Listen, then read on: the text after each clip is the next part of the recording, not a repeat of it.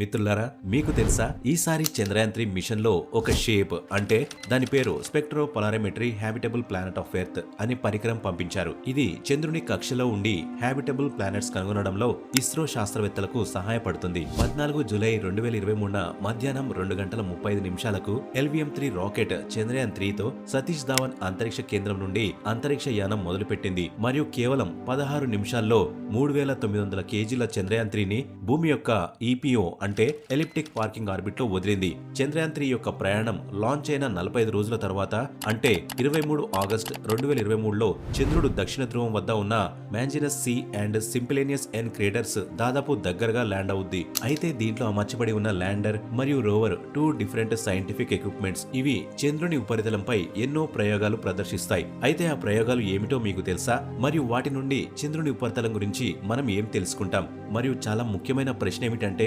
చంద్రయాన్-3 భూమి నుండి చంద్రుని దూరాన్ని కవర్ చేయడానికి దాదాపు 45 రోజులు పడుతుంది. అయితే నాసా యొక్క మూన్ మిషన్ అదే దూరాన్ని కేవలం 3 నుంచి 4 రోజుల్లో పూర్తి చేస్తుంది. అంతెందుకు, దాదాపు 65 ఇయర్స్ ఓల్డ్ గల నాసా టెక్నాలజీ బేస్డ్ అత్యుత్తమ అపోలో 11 అంతరిక్ష నౌక కూడా 1969 సంవత్సరంలో భూమి నుండి చంద్రుని కవర్ చేయడానికి 4 రోజుల 6 గంటల 45 నిమిషాలు మాత్రమే పట్టింది. నాసా యొక్క అంతరిక్ష నౌక కేవలం కొద్ది రోజులలో చంద్రుడిని చేరుకున్నప్పుడు ఇస్రో యొక్క చంద్రయాన్-3 చంద్రుణ్ణి చేరుకోవడానికి నాసా కంటే 10 రెట్లు ఎక్కువ తీసుకుంటుంది. అంటే 45 రోజులు ఎందుకు పడుతోంది? సో ఇంకా ఆలస్యం చేయకుండా తెలుసుకుందాం. But don't forget to like the video. So మిత్రులారా, చంద్రయాన్-3 అనేది 2008లో ప్రారంభించబడిన భారతదేశం యొక్క చంద్రయాన్ ప్రోగ్రామ్ యొక్క 3వ మిషన్. దీని పని చంద్రునిపై సురక్షితంగా ల్యాండ్ అయి మరియు చంద్రుని ఉపరితలంపై వివిధ experiments including moon, soil, chemical analysis perform చేయడం. జూలై 14న లాంచ్ అయిన చంద్రయాన్-3 ప్రస్తుతం భూమి యొక్క ఎలిప్టిక్ పార్కింగ్ ఆర్బిట్ లో ఉంది. ఇక్కడ అది జూలై 31 వరకు ఉంటుంది. దీని తర్వాత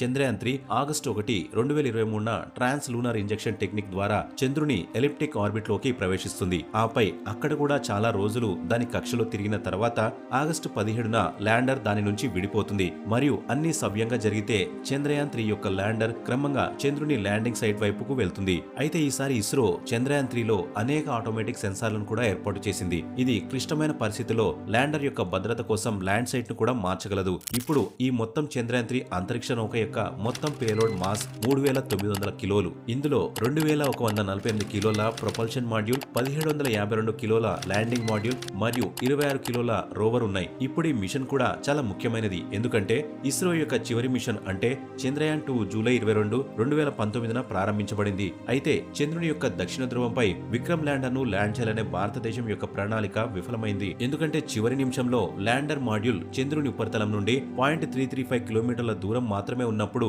అకస్మాత్తుగా ఇస్రోతో దాని కమ్యూనికేషన్ విచ్ఛిన్నమైంది.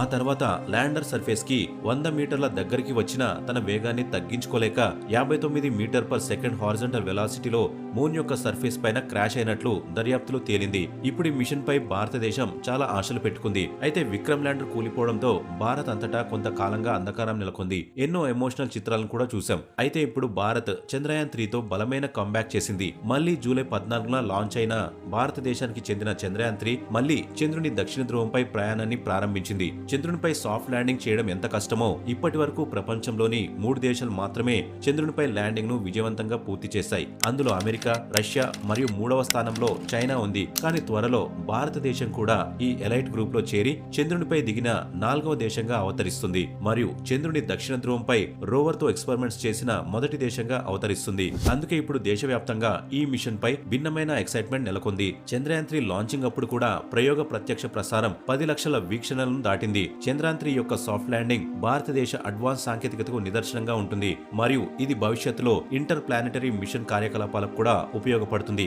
భవిష్యత్తులో భారతదేశాన్ని అంతరిక్షంలో సూపర్ పవర్ గా మార్చడానికి ఇది చాలా ముఖ్యమైనది. ఎందుకంటే చైనా నిరంతరం అంతరిక్షంలో తన పట్టును కొనసాగిస్తోంది. అందుకే చంద్రయాన్-3 భారతదేశానికి చాలా ముఖ్యమైన మిషన్. భవిష్యత్తులో అంతరిక్షంలో అగ్రరాజ్యంగా భారత్ ను స్థాపించేందుకు సహాయపడుతుంది. Technology of Chandrayaan three. మిత్రులారా, చంద్రయాన్-3లో స్వదేశీ ల్యాండర్ మాడ్యూల్, ప్రొపల్షన్ మాడ్యూల్ మరియు రోవర్ ఉంటాయి. దీనిలో ప్రొపల్షన్ మాడ్యూల్ చంద్రయాన్-3లో భాగం. అలాగే ల్యాండర్ మరియు రోవర్ రెండు ఉన్నాయి. మరియు LVM-3 రాకెట్ చంద్రయాన్-3 యొక్క ప్రొపల్షన్ మాడ్యూల్ ని భూమి యొక్క కక్షలో డిప్లాయ్ చేసింది. ప్రొపల్షన్ మాడ్యూల్ భూమి యొక్క కక్ష నుండి మూన్ కక్ష వరకు ప్రయాణిస్తుంది. ఇక్కడ చంద్రుని ఉపరితలం నుండి 30 కిలోమీటర్ల ఎత్తులో ల్యాండర్ మాడ్యూల్ దాని నుండి విడిపోయి చంద్రుని ఉపరితలంపై ల్యాండింగ్ సైట్ వైపు కదలడం ప్రారంభిస్తుంది. ఇప్పుడు ఈ మొత్తం మిషన్ లో చాలా ముఖ్యమైన విషయం ఏమిటంటే ఈసారి ఆర్బిటల్ మాడ్యూల్ ను చంద్రయాన్ 3లో చేర్చలేదు. ఎందుకంటే చంద్రయాన్ 2లో పంపిన ఆర్బిటర్ ఇప్పటికీ చంద్రుని కక్షలో బాగా పనిచేస్తుంది మరియు అదే చంద్రయాన్ 3లో కమ్యూనికేషన్ కోసం ఉపయోగించబడుతుంది. కానీ ఈసారి చంద్రయాన్ 3లో ఆర్బిటర్ చేర్చినందున చంద్రయాన్ 3 మిషన్ యొక్క మొత్తం పేలోడ్ మాస్ లో చాలా స్థలం మిగిలి ఉంది. దీనిలో అదనపు పేలోడ్ ను చేర్చవచ్చు మరియు అందుకే ఈసారి ఇస్రో చంద్రయాన్ 3 యొక్క ప్రొపల్షన్ మాడ్యూల్లో అదనపు పరికరాలను చేర్చింది. ఆ కొత్త పరికరం పేరే షేప్ అంటే spectropolarimetry habitable planet of Earth. ఇది చంద్రుని ఉపరితలం నుండి 100 కిలోమీటర్ల ఎత్తులో ఉండగా భూమి నుండి వచ్చే వేరియస్ స్పెక్ట్రల్ ఎమిషన్స్ ని అధ్యయనం చేస్తుంది. అన్నిటికంటే నివాసయోగ్యమైన గ్రహం యొక్క స్పెక్ట్రోగ్రాఫ్ లో ప్రత్యేకమైనది ఏమిటంటే దానిపై జీవం ఉనికిని సూచిస్తుంది మరియు ఇస్రో అటువంటి ప్రత్యేక లక్షణాలన్నీ కనుగొంటే భవిష్యత్తులో అలాంటి నివాసయోగ్యమైన గ్రహాలను కనుగొనడం సులభం అవుతుంది. ఇక్కడ లైఫ్ పాసిబిలిటీస్ యొక్క అవకాశాలు చాలా ఎక్కువగా ఉంటాయి. అండ్ ఫ్రెండ్స్, దీని తర్వాత చంద్రయాన్ 3 యొక్క రెండవ పేలోడ్ వస్తుంది. అదే ల్యాండర్ మాడ్యూల్. చంద్రయాన్ 3 యొక్క lander module box type structure ఉంటుంది. దీనికి 4 ల్యాండింగ్ లెగ్స్ మరియు 4 థ్రస్టర్స్ తో నిర్మించబడింది. వీటిలో ప్రతి ఒక్కటి 800 న్యూటన్ల థ్రస్ట్ ఫోర్స్ ని ఉత్పత్తి చేయగలదు. చంద్రయాన్ 3 యొక్క ఈ భాగం చాలా ముఖ్యమైనది ఎందుకంటే ఈ మాడ్యూల్ లోపల రోవర్ కూడా ఉంది. ఇది చంద్రుడిపై సాఫ్ట్ ల్యాండింగ్ చేసిన తర్వాత మాత్రమే దాని నుండి బయటకు వస్తుంది మరియు ఈ రోవర్ భారతదేశానికి గర్వకారణం. దీని ద్వారా భారత్ తొలిసారిగా చంద్రుడి ఉపరితలంపై అడుగుపెట్టబోతోంది. అయితే ఇది కాకుండా చంద్రుని ఉపరితలంపై ల్యాండింగ్ చేయడం ద్వారా ఎక్స్పెరిమెంట్స్ చేయడానికి ల్యాండర్ మాడ్యూల్లో 3 పరికరాలు ఏర్పాటు చేయబడి ఉన్నాయి. అందులో మొదటి ఇన్స్ట్రుమెంట్ చంద్ర సర్ఫేస్ థర్మో ఫిజికల్ ఎక్స్పెరిమెంట్, దీని షార్ట్ ఫార్మ్ CHASTE. ఇది చంద్రుని ఉపరితలంపై థర్మల్ యాక్టివిటీస్ మరియు థర్మల్ కండక్టివిటీ అండ్ టెంపరేచర్ ను కొలుస్తుంది. రెండవ ఇన్స్ట్రుమెంట్ పేరు instrument for lunar seismic activity. దీని పని చంద్రుడిపై ల్యాండింగ్ సైట్ చుట్టూ భూకంప కార్యకలాపాలను పర్యవేక్షించడం. మరియు ల్యాండర్ పై మూడవ ఇన్స్ట్రుమెంట్ పేరు లాంగ్మోయిర్ ప్రోబ్. ఇది చంద్రుని ఉపరితలం యొక్క ప్లాస్మా డెన్సిటీ వేరియేషన్స్ ని కొలుస్తుంది. ఇప్పుడు చంద్రయాన్ 3 యొక్క రోవర్ గురించి కూడా తెలుసుకుందాం. చంద్రయాన్ 3లో ఉన్న రోవర్ మాస్ 26 కిలోలు. ఇందులో మొత్తం 6 చక్రాలు అమర్చబడి ఉన్నాయి. దీని సహాయంతో చంద్రుని యొక్క వివిధ ప్రదేశాలను సందర్శించడం ద్వారా చంద్రుని ఉపరితల ప్రయోగం నిర్వహించబడుతుంది. ఇప్పుడు చంద్రయాన్ 3 యొక్క ఈ రోవర్ మొత్తం 14 భూరోజుల పాటు చంద్రుని ఉపరితలంపై ఎక్స్పెరిమెంట్స్ చేస్తుంది. ఇప్పుడు ఈ ప్రయోగాలు చేయడానికి చంద్రయాన్ 3 యొక్క రోవర్ లో మొత్తం 2 పరికరాలను కూడా అమర్చారు. Number 1 alpha particle X-ray spectrometer. దీని సహాయంతో రోవర్ చంద్రుని సాయిల్ యొక్క రసాయన కాంపోజిషన్ మరియు దానిపై ఉన్న ఇన్ఫర్ మినరాలజికల్ కాంపోజిషన్ ని అర్థం చేసుకోగలదు. Number 2 laser induced breakdown spectroscope. దీని సహాయంతో చంద్రుని దక్షిణ ధ్రువం ఉపరితలంలో magnesium, aluminium, silicon, potassium, calcium, titanium లేదా ఇనుము వంటి చంద్రుని సాయిల్ యొక్క ఎలిమెంటల్ కాంపోజిషన్ ను రోవర్ అర్థం చేసుకోగలుగుతుంది. చంద్రయాన్ 3 యొక్క ఈ అన్ని ప్రయోగాలతో చంద్రుని ఉపరితలం యొక్క సాయిల్ కంపోజిషన్స్ ని మనం మరింత మెరుగ్గా అర్థం చేసుకోగలుగుతాం. ఇది కాకుండా చంద్రుని దక్షిణ ధ్రువంలో ఎక్కువ భాగం ఎల్లప్పుడూ సూర్యకాంతికి దూరంగా ఉంటుంది. అందుకే ఇక్కడ ఉపరితల కూర్పులో నీరు, ఐస్, క్రిస్టల్ కూడా మనం చూడగలమని శాస్త్రవేత్తలు ఖచ్చితంగా అనుకుంటున్నారు. ఇది భవిష్యత్తులో నాసా యొక్క ఆర్టైమ్స్ ప్రోగ్రామ్ కు చాలా ముఖ్యమైనదని రుజువు చేస్తుంది. ఎందుకంటే చంద్రుని దక్షిణ ధ్రువంలోనే కాలనీని స్థాపించేందుకు నాసా తన వ్యోమగాములను పంపబోతుంది. మిత్రులారా, ఇస్రో ప్రకారం ఈ చంద్రయాన్ 3 పట్ల మొత్తం ప్రధాన లక్ష్యాలు 3 ఉన్నాయి. మొదటిది ల్యాండర్ ని మూన్ పైన సురక్షితమైన మరియు సాఫ్ట్ ల్యాండింగ్ చేయాలి. రెండవది రోవర్ ని మూన్ పై మూవ్ చేయాలి. మూడవది సైంటిఫిక్ ఎక్స్పెరిమెంట్ పర్ఫామ్ చేయాలి. ఇప్పుడు మనం మూడవ ప్రశ్నకు వద్దాము. చంద్రుడిపైకి వెళ్లేందుకు ఇస్రో సుదూర మార్గాన్ని ఎందుకు ఎంచుకుంది? చంద్రయాన్ 3 జూలై 14న లాంచ్ వెహికల్ అయిన మార్క్ 3 అంటే LVM-3 రాకెట్ నుండి లాంచ్ చేయబడింది. ఇది geosynchronous satellite launch vehicle mark 3 అని కూడా పిలువబడే 6,40,000 కిలోల బరువు గల అత్యంత శక్తివంతమైన రాకెట్. దీని డయామీటర్ దాదాపు 4 మీటర్లు మరియు ఎత్తు 43 మీటర్లు అంటే 142 అడుగులు. ఈ రాకెట్ లాంచింగ్ అయ్యే ఖర్చు 500 కోట్ల రూపాయలు. ఇంత శక్తివంతమైన రాకెట్ ని ఉపయోగిస్తున్నప్పటికీ అది చంద్రయాన్ 3 అంతరిక్ష నౌకను భూమి యొక్క ఎలక్ట్రిక్ పార్కింగ్ ఆర్బిట్ లో మాత్రమే డిప్లాయ్ చేస్తుంది.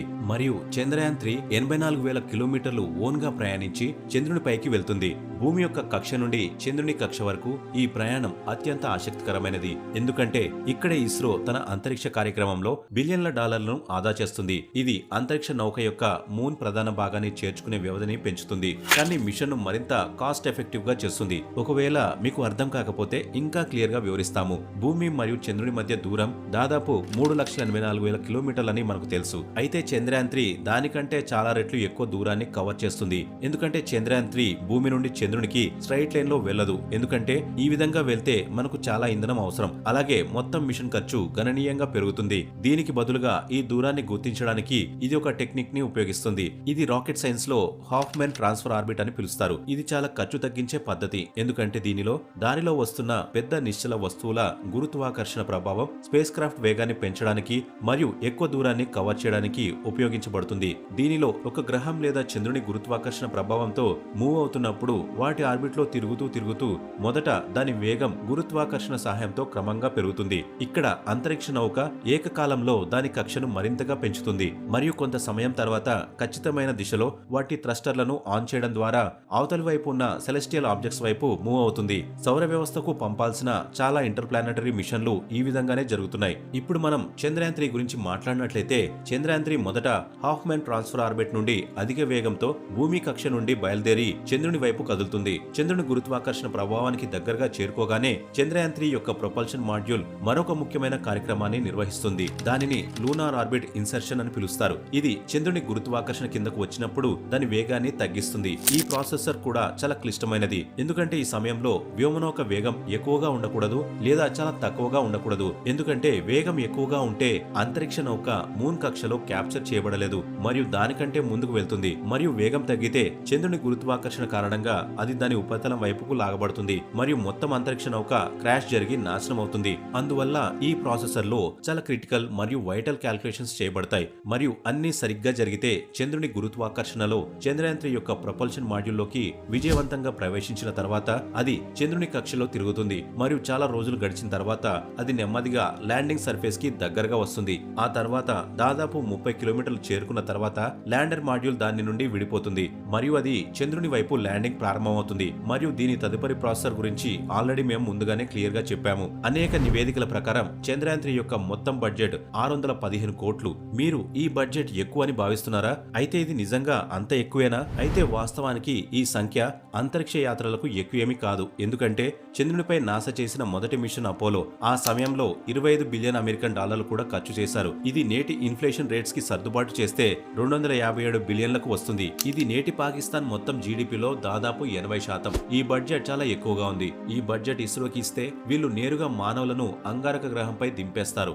ఏమో ఫ్యూచర్ లో జరిగినా జరగవచ్చు. ఇటీవల ఆదిపురుష్ సినిమా వచ్చింది. దీని బడ్జెట్ దాదాపు 700 కోట్లని చెప్పబడింది, ఎందుకంటే 500 కోట్లు దానిని తయారు చేయడానికి మరియు 200 కోట్లు తర్వాత దానిని మరింత మెరుగ్గా చేయడానికి ఉపయోగించారు. అప్పుడు ఆ సినిమా 700 కోట్లకు తీయబడింది. కానీ ఇక్కడ ఇస్రో చంద్రయాన్ 3ని 615 కోట్లకు లాంచ్ చేస్తుంది. ఇది మనకు చాలా విలువైన జ్ఞానాన్ని అందించబోతుంది. ఇప్పుడు నేను మీ నుండి తెలుసుకోవాలనుకుంటున్నాను, మీరేమనుకుంటున్నారు?